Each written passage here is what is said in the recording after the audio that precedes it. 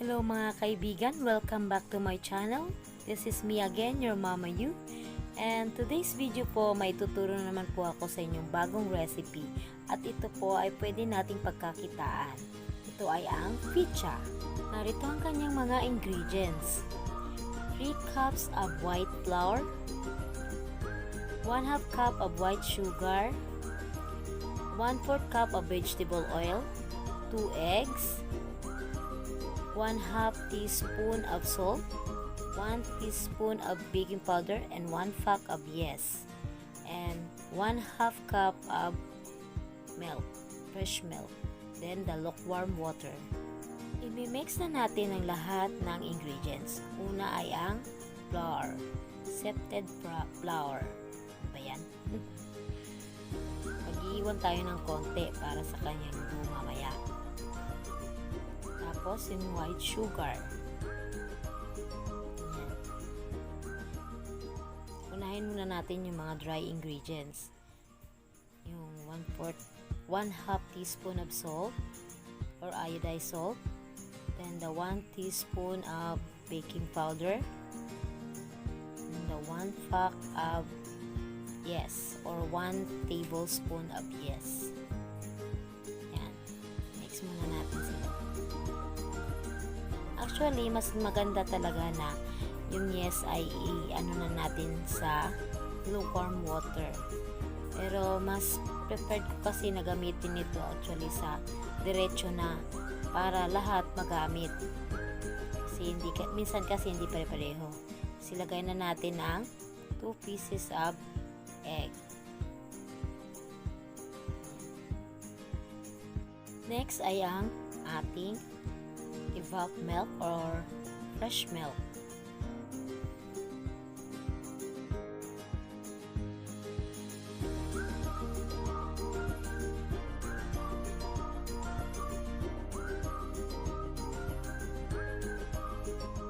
Next ay ang vegetable oil.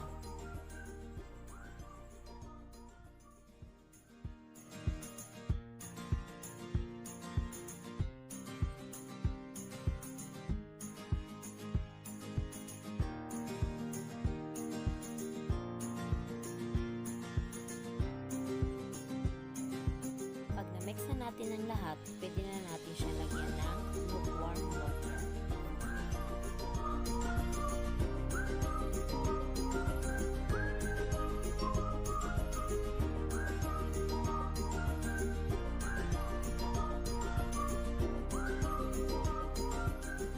Haluin ng mabuti.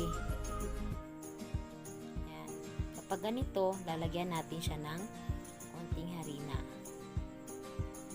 para hindi siya magdikit-dikit.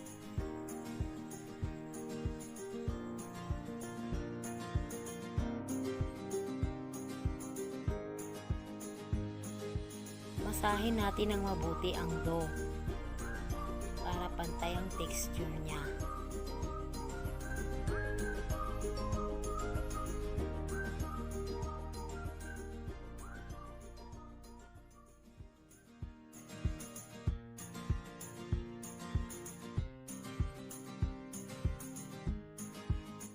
Ito, tapos na ang ating pagmamasa. Ngayon, tatakpan na naman natin siya para hintayin mag-active hanggang 1 oras o 2 oras.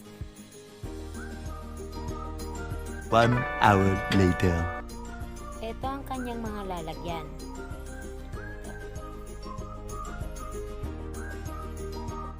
Dapat ganito na ang texture niya para masarap ang ating dough.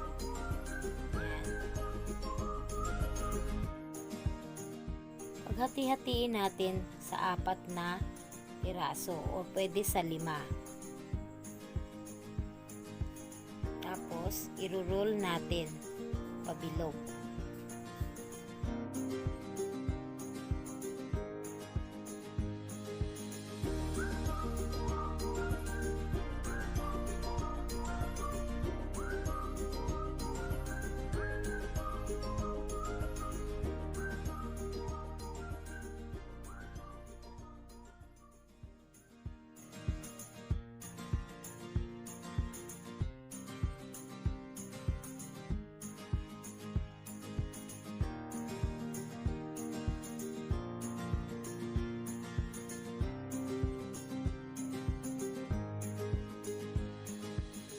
brown na siya, pwede na natin siyang ilagay sa kanyang lalagyan.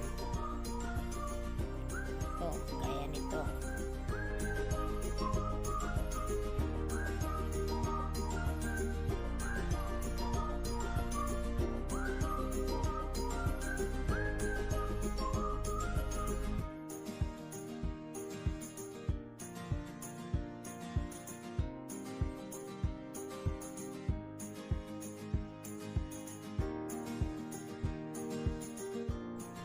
Tutusukin natin siya ng tinidor para madaling ma-absorb yung init sa ilalim.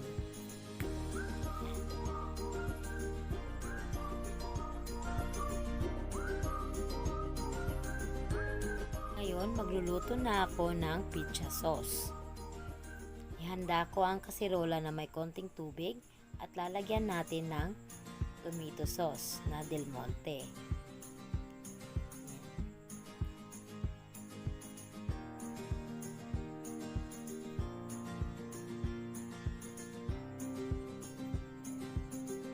I-mix lang natin siya.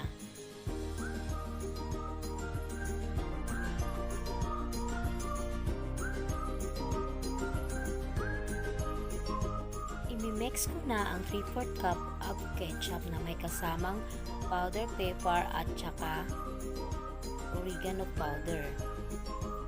Yan. Halungin lang natin mabuti.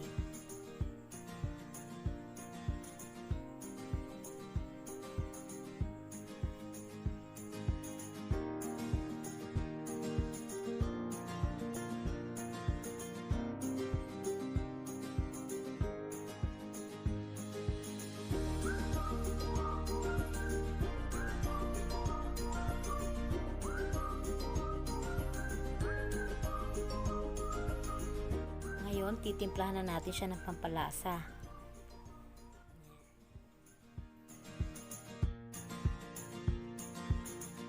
Hihintayin lang natin siyang kumulo at pwede na nating haunin at palamigin para sa ating pizza dough. Ngayon, handa na ang ating pang-toppings. Na siya. Ito ang kanyang mga pang-toppings: hotdog, ham, green pepper, at saka white onion. At mayroon din akong pineapple tidbits. At saka dahil wala akong Parmesan cheese, gagamit ako ng Edin cheese. At ang aking nilutong pizza sauce.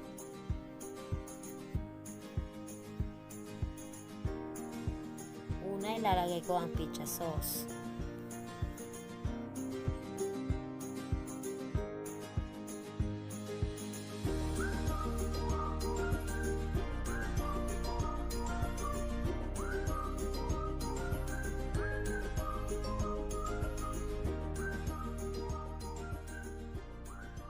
Lalagyan ko muna siya ng Edin cheese.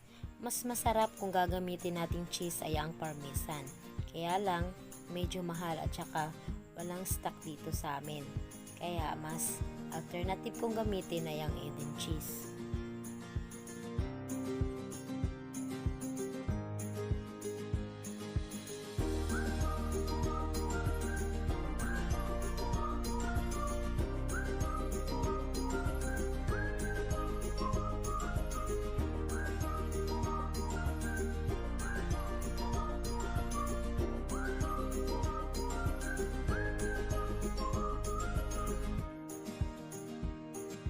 Ngayon, lalagyan na natin siya ng hotdog. I-arrange lang natin para medyo maganda siya tingnan.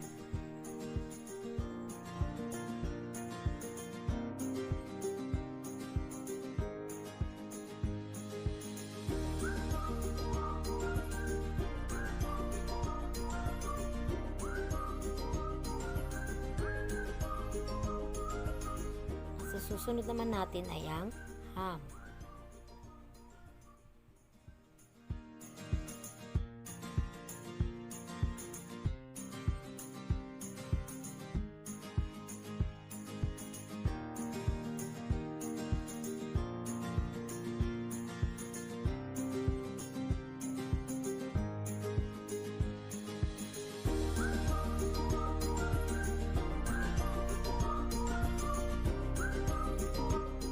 Next naman ay ang ating pineapple tidbits.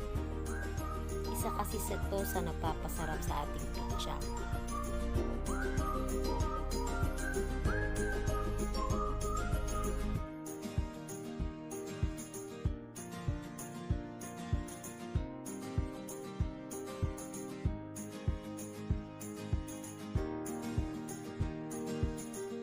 At isusunod na natin ang white onion.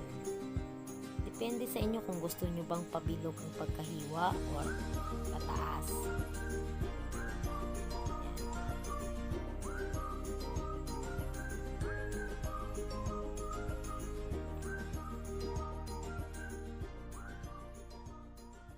At isusunod na natin ang green pepper.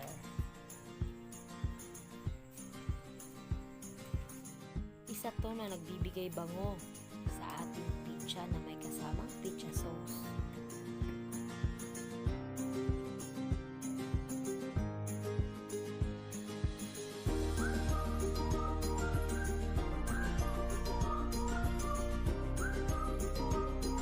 Tapos nating iligay lahat, lalagyan na naman natin siya ulit ng added cheese para maging cheesy ang ating pizza. Ito na ang ating uncooked pizza. Ngayon, lulutuin na natin siya sa oven. At ngayon, malapit nang maluto ang ating pizza. 15 to 20 minutes ay pwede na natin itong haunin at palamigin. At ngayon, luto na ang ating pizza.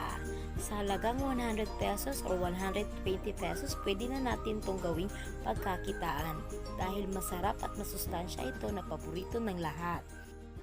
At sana po may natutunan po ulit kayo sa aking video ngayon. At salamat po pala dun sa mga subscriber ko, sa lahat ng subscriber at sa lahat ng mga nandyan na sumuporta sa akin dahil nakakuha na ako ng 1K. Salamat sa inyo and God bless you all!